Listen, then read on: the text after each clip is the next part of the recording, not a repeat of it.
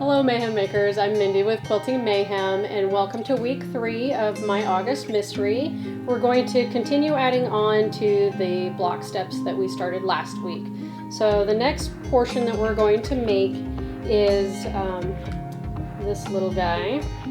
So you're going to have 60 of your 2.5 inch print squares, 60 of your background 2.5 inch squares, and then 60 of the rectangle 2.5 by 4.5. So gather those up. No particular color print order for those 2.5 inch squares. You're going to want them random, so don't just pick 60 from only 5 of your colors. You want to evenly kind of pick out. I think I did at least 4 of each color and then just grabbed from different piles to make it up to the 60 count that we need for these.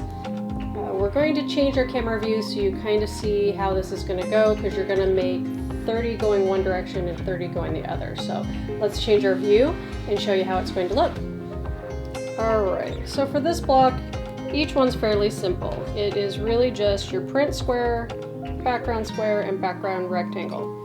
The only thing keeping in mind as you assemble them is that one is going to have the print square in your left hand corner and one's going to have it in the right hand corner. But as far as you're concerned, in the beginning when you're sewing your print square and your background square together, you want to start with that.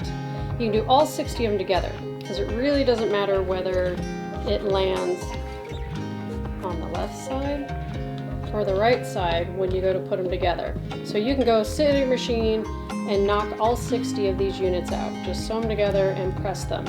As you know, I press open. If you like pressing one direction, press to the dark side. So to your print, if you're using a light background, if you're using a dark background, of course, press to the dark, and then add your rectangle. So when you're done and you have things prepared, you will have 30 of them that look like this, and 30 of them that look like this. So your print in the background, and then your rectangle.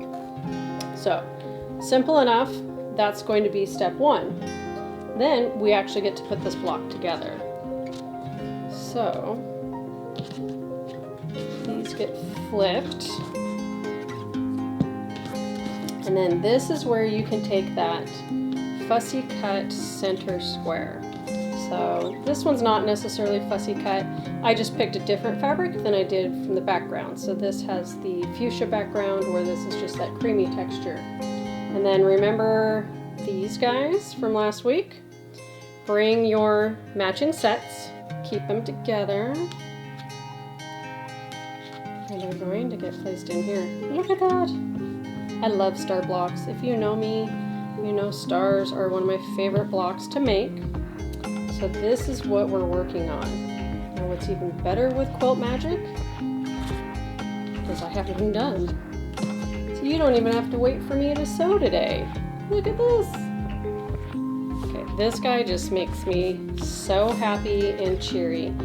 Keep in mind for this one I did keep these 4 corners all different. And of course, like I said, this is the same.